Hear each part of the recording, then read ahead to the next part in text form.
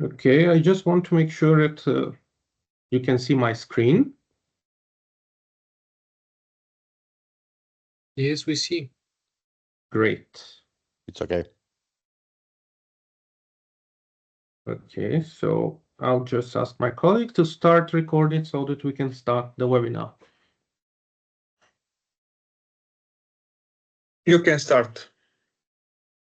Okay, thank you. So welcome everybody to the Navigating the NIS2 Directive Key Changes, Compliance Strategies and Technical Solutions webinar. My name is Alexander Boychev and I'm part of the Business Operations team of Advanced Vision IT.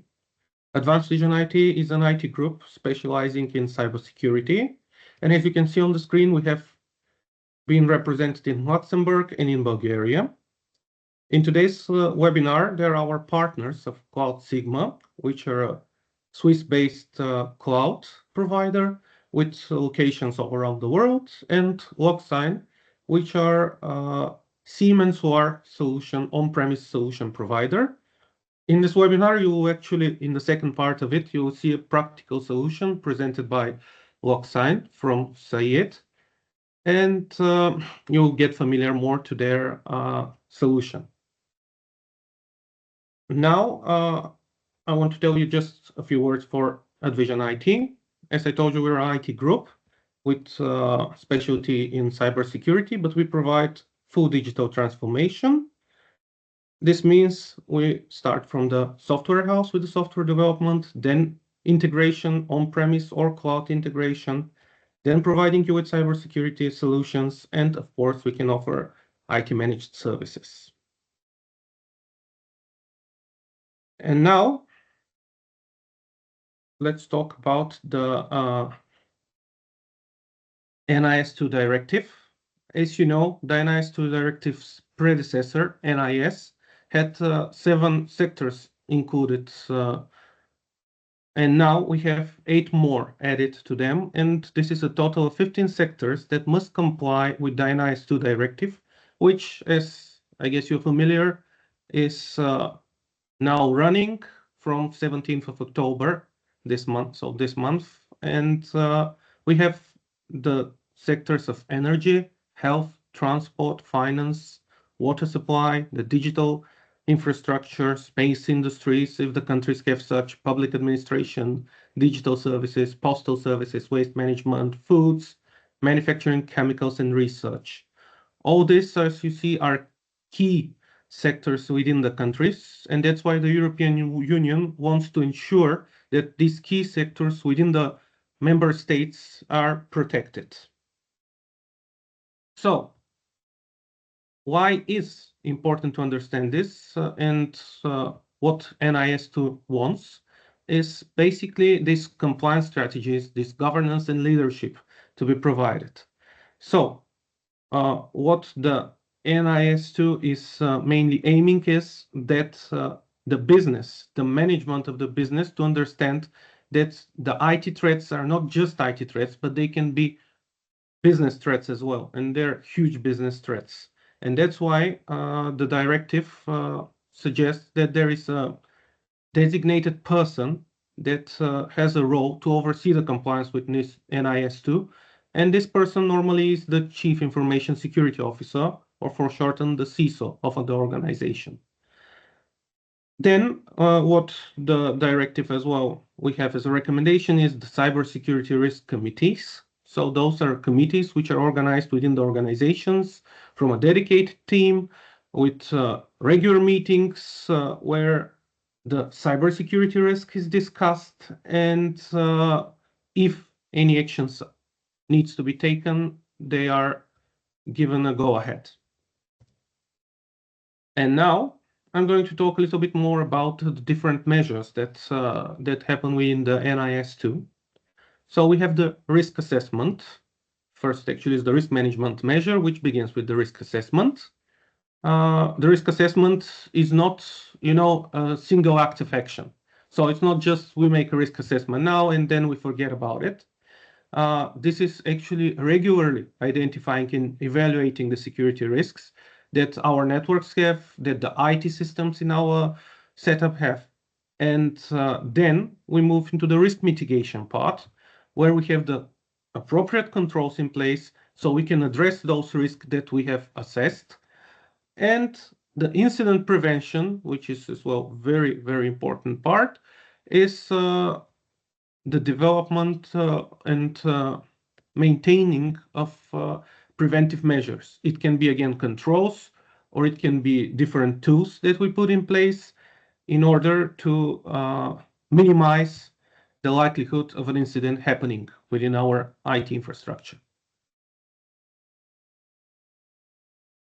Our organizations, as you can see, should have appropriate controls, and this is the technical organization measures. We have the access control, which normally we know with the multi-factor authentication. So we need to ensure that the right person is accessing the right data which is required. Then we have the incident detection and response. These are several tools that can provide you with such thing. We have here an example of the intrusion detection systems, the security information and event management system, SIEM tools. Our today's partner, Logsign, is representing such solution. We have the data encryption, where, of course, the data should be encrypted, as you know, because if it leaks, it shouldn't be able, the one who steal it or get to the leak, it shouldn't be able to decrypt it easily, or it shouldn't be open and plain. The network security, which is normally provided through the firewalls with VPNs, with ZTNAs, with intrusion prevention system in place. We have the patch management, something very important, so that we ensure the latest versions of our software and applications is in place, because as you know, daily, even every hour, new vulnerabilities or CVs come out that can attack your systems, your applications. So we need to be as much as possible up to date with this. Then we go to the disaster recovery and business continuity. This means that even if something happens, you know, the incident can always happen. We have to be ensure that our business continues uninterrupted. The disaster recovery is one way of it is even, for example, if our website is attacked and it's down, so we can have it on another place running, up and running with a clean version of it until we manage to repair what's been hacked, if you want, or wherever there is an incident, and to move on again back to our original working.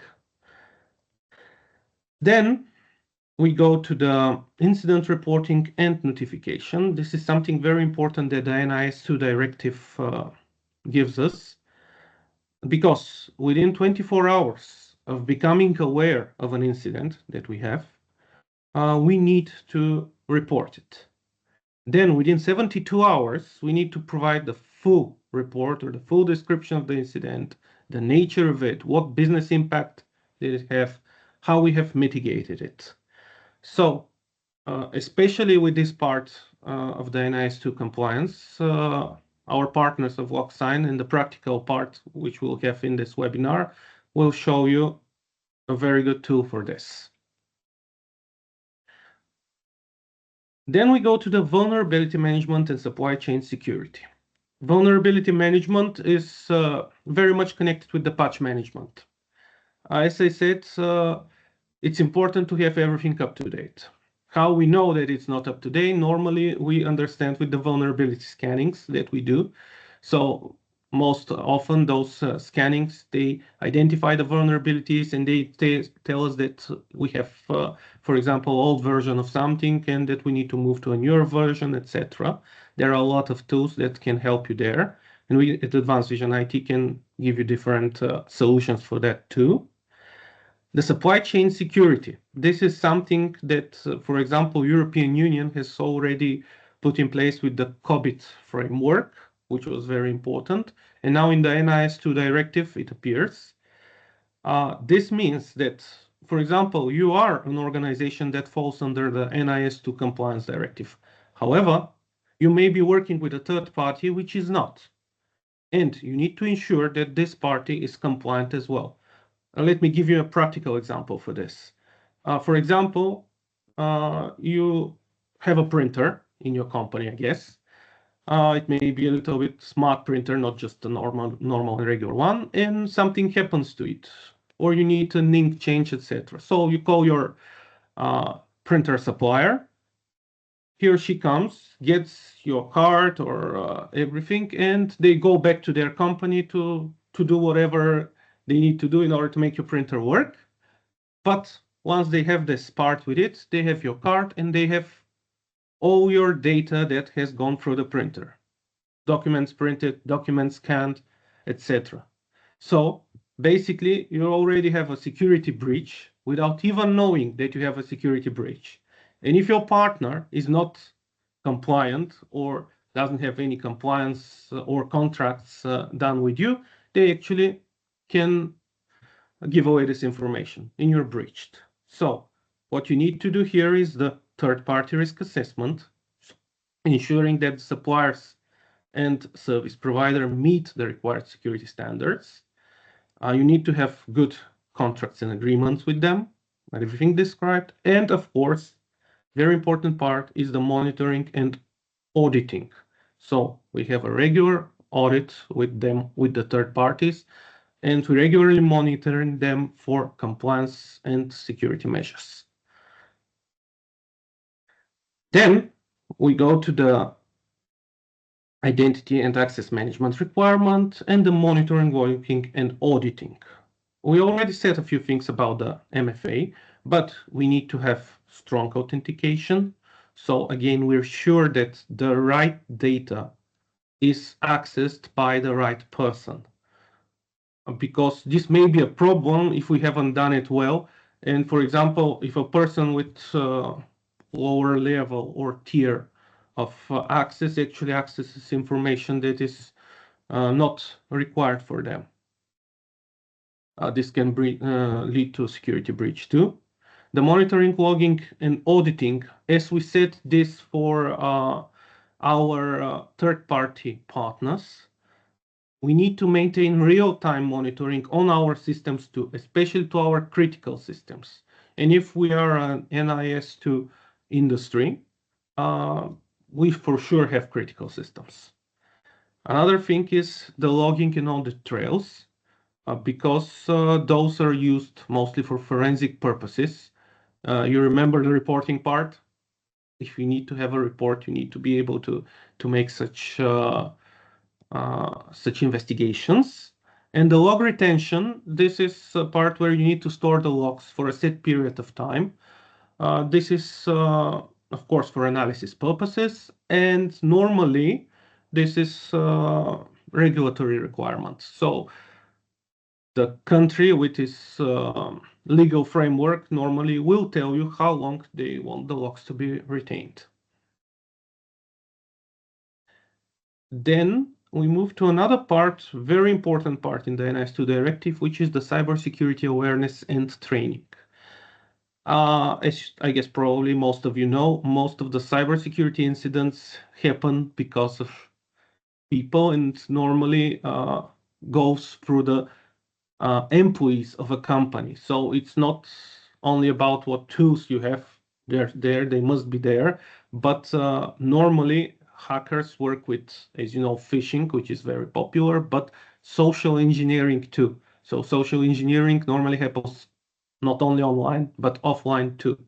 So your employees need to be trained in order to identify such risks, in order to be able to identify if someone is trying to social engineer them, etc.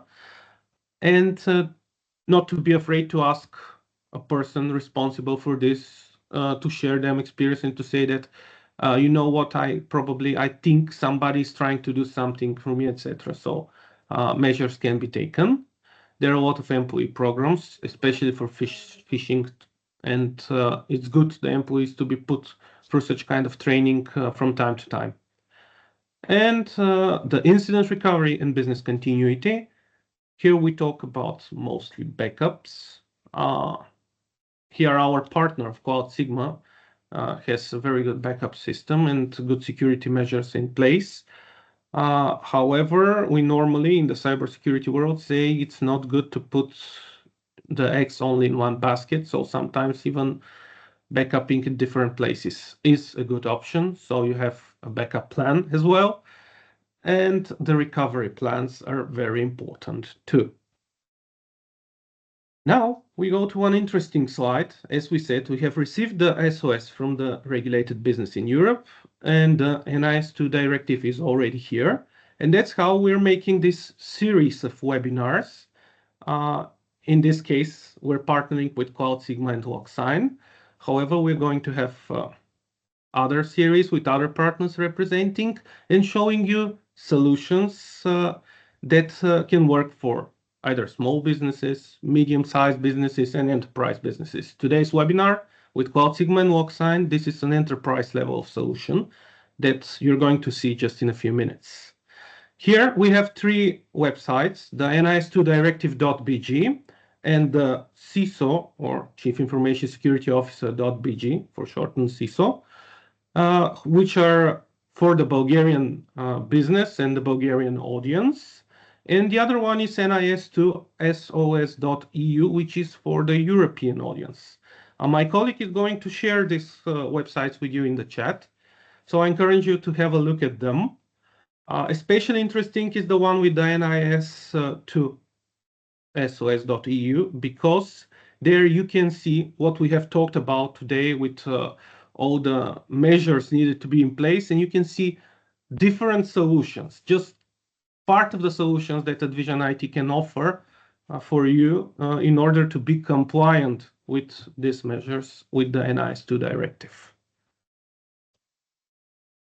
And finally, I'm going to show you this slide for Advision IT. As you can see, our partners for this webinar are in the main focus, CloudSigma and Logsign. And this is something I already told you, but these are the services we offer, from cloud technology services to boutique IT managed services and to the cybersecurity stack of services that we offer, plus the software house that we have in our IT group. So I encourage you to visit advancedvisionit.lu or advancedvisionit.com in order to find out more information and more solutions, because the partners you see here on the cloud and around the cloud are just a few of our partners that we work with in order to ensure the security, the integration for our customers. And as we're a boutique IT managed service, normally we work with our customers no matter of their size. We identify their needs and we decide and help them choose the best solution for them, and that will correspond to their business needs. And now I would like to give the word to Sayed from Logsign to show you their practical solution.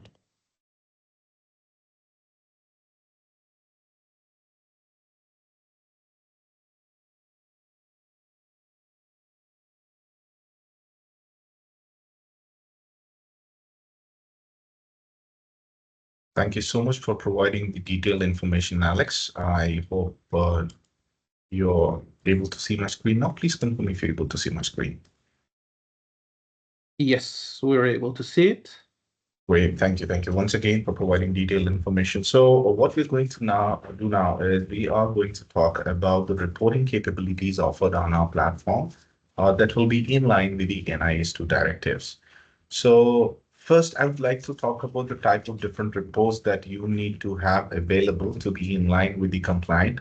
So according to the NIS2 regulations, there are 5 report types. So one is the early warning report, where you're going to send the details of the alerts through email. And then comes the second report, that's the incident report, where the incident details are captured in the report that includes the incident information, the risk score, severity, triggering alert with detailed event column for that specific alert. And then we have got a 3-day report. That's nothing but an intermediate report that will also capture the details of the tasks, the decisions that have been made on that specific security incident, and the comments, the analysis based on the NIST response stages, where I'm going to show you during the demonstration how exactly the sorry about this. So how about how exactly our platform can help you to capture different stages where they are developed in line with the NIST incident response framework with micro-attack mapping of the artifacts and the events as well. And then we'll have a final report. That's the detailed report with the information available for the incident investigation, containment, other incident details with same action object, ongoing mitigations, and the remediation actions that have been performed on that specific incident. Now, there is one more progress report that needs to be made available, which is something that overlaps with the intermediate report in terms of the format and content. And the intermediate report progress also, will also capture the details of the progress, the investigation, containment, and the mitigation and the remediation details as well. So let's go ahead and first understand the challenges. So as an organization, you need to first know the challenges that you are facing. So our platform will help you to strengthen the cybersecurity management. So here with our expert consulting services provided by our partner AdVision ID, what you're going to do is you're also going to have the effectiveness. Okay, you can enhance the effectiveness of the cybersecurity management by ensuring compliance and adopting industry best practices in line with the NIS2 directives. So the first thing, as my colleague mentioned, the organizations need to understand the challenges they are facing, and they should set up and maintain an internationally recognized information security management. So information security management system. So it could be ISO 27001 or any other compliance that you're working on. So I'm going to talk about some of the processes that you need to follow as an organization to be in line and in compliant with these requirements. So starting from the intelligence capabilities, as you can see here, you will be able to also identify the assets which are in question, where the alert is triggered from, assessing third-party risks. You can model threats, prevent threats, and then detect and respond to threats. So all these capabilities, when you're talking about all these processes, you need to also know that you need to capture all these information in the report. So you could have information coming from different tools and different solutions which you will be using in order to fulfill the reporting requirements. So to make sure that you are in line with the processes that are defined in line with the compliance requires. So I'm going to also talk about the methodology here, that what we are following in order to provide you the reporting capabilities on our platform. So here, where the Logsign Unified Security Operations Platform will help you by collecting information from all the different network and security solutions which are available in your infrastructure. And this will help you to provide some kind of meaningful information in the reports that you can help, that will be helpful for you to prepare the reports. And the methodology, what we are talking about, is very simple. As you can see here, the Logsign Unified SecOps platform covers all the processes that are involved, including the detection, the protection, responding, recovery, so that it includes almost all the phases that are in line with the different frameworks such as NIST or CSF 853, CISV8, Zero Trust, or cloud security maturity model, and more. So we are also using very powerful technology-driven tool here to conduct external attack surface assessment, vulnerability intelligence, which is powered by our threat intelligence capabilities on our platform, and continuous security validation with purple teaming. And this can be achieved with integration of third-party log data sources and the security tools that you're using in your infrastructure. So the idea behind this is that a Logsign Unified SecOps platform will not only collect the information related to the threats, related to any kind of vulnerabilities identified in your infrastructure. However, our platform can also record and track the kind of actions that have been performed in line with the NIST incident response framework. So to provide the required information in line with the NIS2 reporting requirements. So I would like to move to the next slide, and here is where I would like to talk about the table that you see here, where you can see the details related to the NIS2 measures and the NIST CSF version 1.1. So all the information related to different phases are available here, that you're going to use in the reporting services. So this could be available in an unstructured manner, and it needs to be collected from different network and security solutions that you are using in your organization. So they could be related to asset management, which you can see here. The information could be related to security policies, risk assessment, supply chain related, and security related information. So this platform will be also deployed for you on the cloud, where you can integrate your log data sources. So the cloud security related features and any kind of benefits that are offered by our cloud security service provider partner will be also available there. So this can help you to harden the security for your infrastructure. Apart from the identification protection, as you can see here, it involves access control training, supply chain security, which my colleague Alex spoke about, and then you've got data protection, detection, responses, and the recovery phases. So which are all covered on our platform to capture these details in the reports.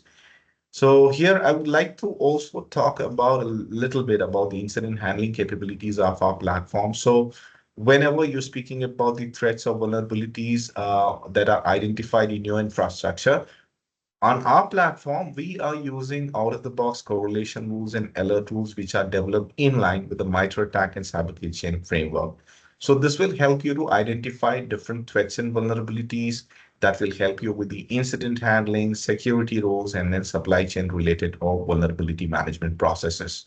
So any kind of information that is made available on the platform through different network and security solutions will be also made available in the reports. And then the recovery planning improvements that can be related to business continuity management, disaster recovery, or any kind of post-incident measures, or the processes that you're also going to deploy and implement in your organization can be also captured within the report as a part of the post-incident process. So here's where in this slide, I would like to also talk about the capabilities of our platform and the services that are offered by our MSSP partner, AppVision IT. So apart from the reporting capabilities that can be achieved from our platform, it also offers the capabilities of SIEM, SOAR, threat intelligence, and UEBA that can also help you to fulfill any kind of use cases that you see here on this slide. Our partner can also provide you expert extension on SOC 24/7 services and also 24/7 threat detection and response services as well. So this will be definitely in line with your organization's measure to improve the cybersecurity posture of your organization. So here's where you can also see the template, a 24-hour incident notification template that provides you details of the incident. You can see details of the contacts available, details of the alert. You can see the alert information, and all the information that is coming from the trigger event information. So you can also see the source details like the source city, country, IP, port, MAC, and location. And then you've also got the destination. Okay, you have got the destination details in the form of country, port, IP, MAC, port, and location. You've got the event source and the event details, which will tell you where exactly the event is originating from. And all the other related information will be also made available in the reports. And here is where you can see a sample or the screenshot of a 3D incident report that provides you details of any kind of MITRE ATT&CK technique that is identified in specific alert, threat, or vulnerability, which will be also shown here within the platform. And since it is also shown on the platform, it also has the capabilities to extract all this information into a report as well. And here is where you can see the details with the tasks that have been performed on the alert. You can see the decisions that have been made, the comments that have been added. So in line with the NIS2 regulation. So if you have to provide any kind of detailed information on the alert identified in your infrastructure, you also have the capability to add the comments here. So that will be taken care by our MSSP partner at Vision IT. And here's where you can see some additional information coming from our incident management details. Apart from the details of the incident timeline, you can also see the intelligence map. So this is coming from our geolocation services, where it will help you to identify the source and the destination countries related to that specific alert.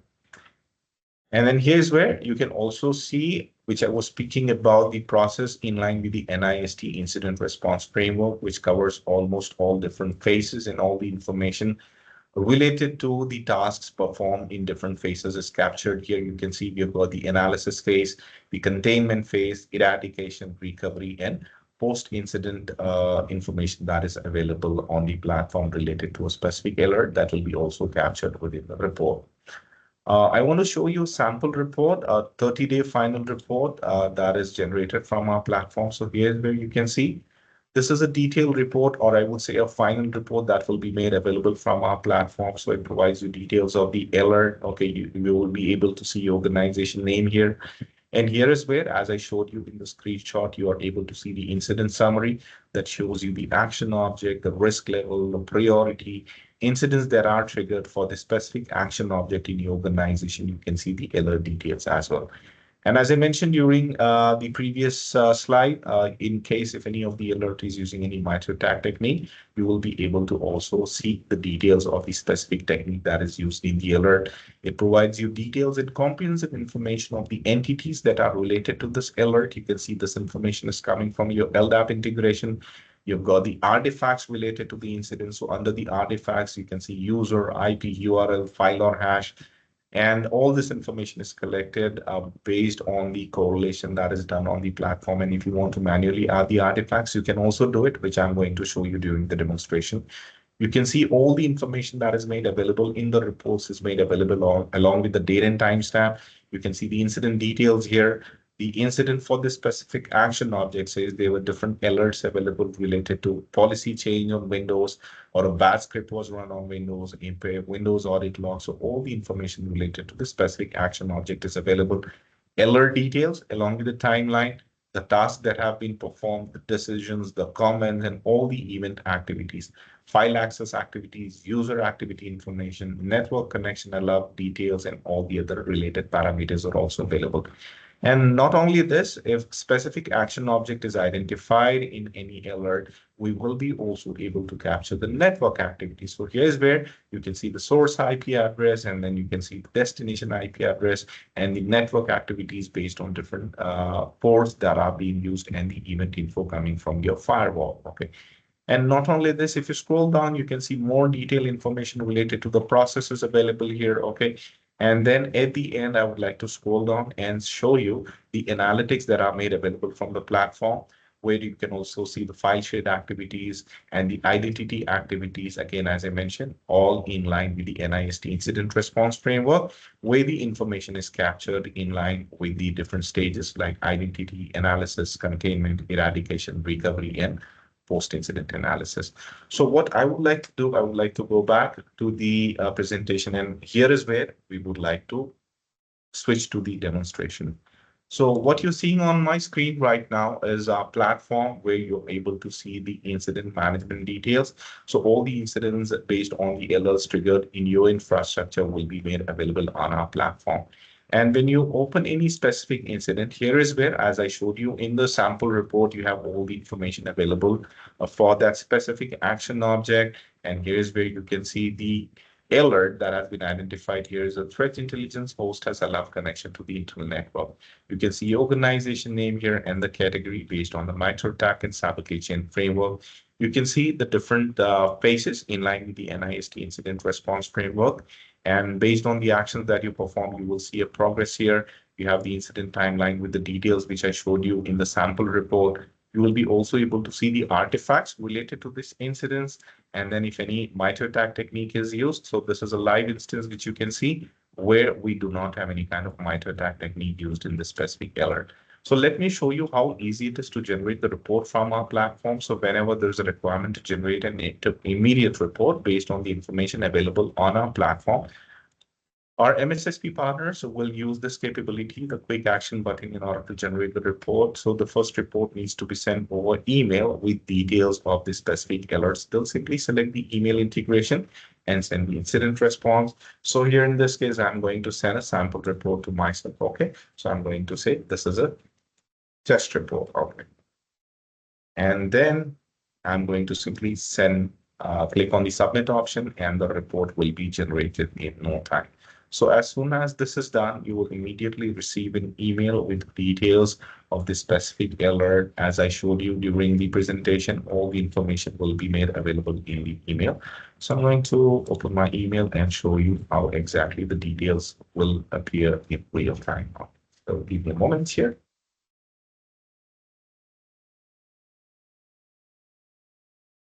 So in no time, you should be able to receive the report in real time with all the details required in line with the NIS2 directives for an incident. Okay, so here's where you can see this is the report which I generated just now, immediate report, intermediate report with details of the incidents for threat intelligence host love connection to internal network with the specific action object. So here is where you can see the incident information providing you details of the incident, the time when it was generated, the time when it was updated, time it was reported, and all the details in line with the NIS2 requirements. You can see the contact details here. You can see the description of the report and alert information. So the alert information with detail is available here. Trigger event information, you can see the source details as I showed you, the destination detail, the event source. This is coming from the firewall. You can see the event details, URL, process, object, file, and other related information available. So this is how in real time you will be able to generate the report and will be compliant with the NIS2 directives. Now we have to generate another report that will be based on the actions that are performed. So as you see here, the report which I showed you will not contain information on the kind of actions that have been performed. However, when you are performing any kind of action is performed, it is recorded here along with the date and timestamp. And with this, you can also record your decisions, add public comments, as I mentioned, that will appear within the incident timeline, and also the analytics, which I showed you, that provides you details on the timeline. You will be able to see the intelligence map showing you the source and destination countries related to the specific alert. You can see the network activities. So when you have to capture all this information, all you have to do is just click on the option to export the view. So when the report view is exported, the report can be exported in PDF format. The report will be generated in real time, and all the information available for that specific incident, for that specific security incident, for the alert can be made available within the report and easily extracted in a PDF format. So right now, the report is being prepared in real time, and the report will be available for you to download. Okay. So you can see the report is available, and what I can do, I can simply export it, and then I can download it to the system. So the information is captured here within the report. You can see all the information which I showed you within the incident is all available here. Okay, so let's go and extract it in PDF. So the report is being exported, as you can see here. Please ignore the delay. This is something to do with my VPN connectivity, maybe connected to my live instance using a VPN. So now you can see the report is being exported. Yeah, I'm going to download this report. I'm going to save it on my desktop, and the report is available. You can see all the information that I showed you within the incident with the details of the artifacts, the incident summary, and you can see the alert details, the intelligence map as I showed you, and then you've got the event details with network activities, and then the actions that are performed in different phases in line with the NIS incident response framework. They are all made available within the report. So this is a 3-day report, and as I mentioned, which also overlaps with the progress report. All the information is captured here. And when any kind of actions are performed, when you have done the containment, when you have done the remediation, when you resolve the issue, okay, when the incident is resolved, and when there is a need to create a final report, that's a 30-day report in line with the NIS2 directive. You just have to click on this option and confirm that you are generating a final report. So all the actions that are performed to deal with that specific security incident during a 30-day period will be also captured within the report, and you have to simply export the report, and a final report will be generated, and you can use it definitely to be in line with the compliance. So yeah, similarly, we are going to generate a PDF report. So the report is being prepared and again, download it on your system. So this is where I would like to stop, Alex, and come back to the presentation and talk about the offerings. So if you could please would like to go ahead and talk about the offerings, you can go ahead. Thank you so much. Thank you very much, Sayed. Actually, for this part, I'm going to introduce you to Yavor Zlatev, who will tell you a few things about this offering and who will handle the questions and answers section. Hello, everyone. Nice to see you today during this webinar. And I hope that you have enjoyed the business and the technical section of the webinar. The scope of our particular offering for the webinar is obviously to introduce to the NIS2 directive, but also at the same time to present to you the possibilities to have your systems hosted at CloudSigma, and at the same time to have also visibility what you can achieve with Logsign from the perspective of cybersecurity protection. Our offering includes 2 months period where you can actually test Logsign and to host it at CloudSigma at the price of 50,000 euro. I'm not going to spend more time on that. I'm just going to leave a few 4 minutes for questions in case there are such, for the participants in the webinar. Thank you.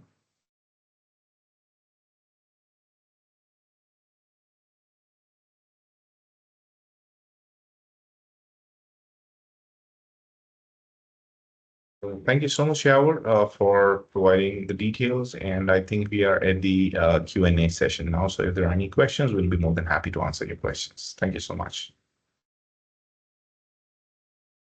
Thank you. Thank you, everyone. Let's give a minute if someone wants to ask a specific question. They're able to raise it up.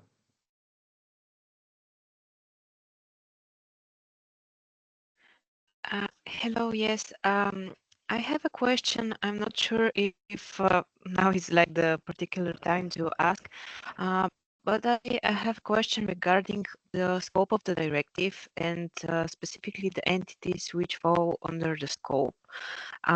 In particular, I'm interested in the definition of the cloud computing service providers.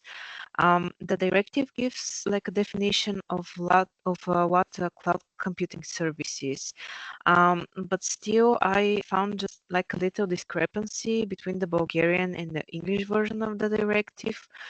For example, in the Bulgarian version, the mentioning of the term computing is like used only on few places, but it's not used in the definition of cloud computing services. While in the English version, this is like a unified term, and I guess computing does not have like a separate meaning.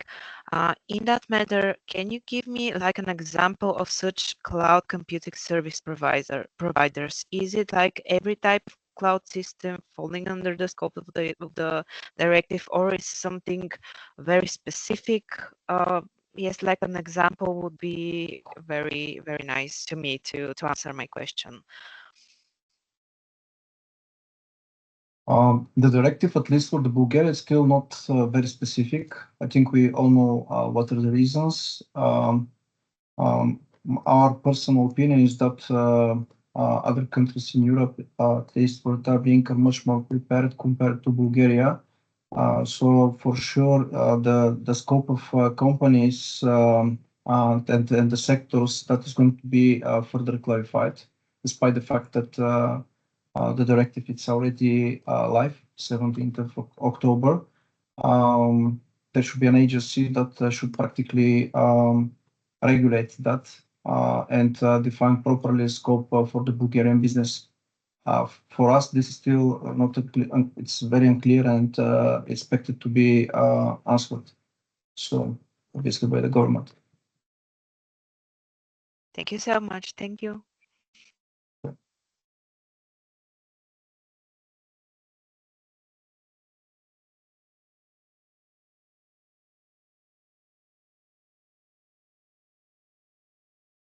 In case there are not any other technical questions after the presentation, I would like to thank everyone, for the participation in this webinar and wish you a great day. Thank you very much.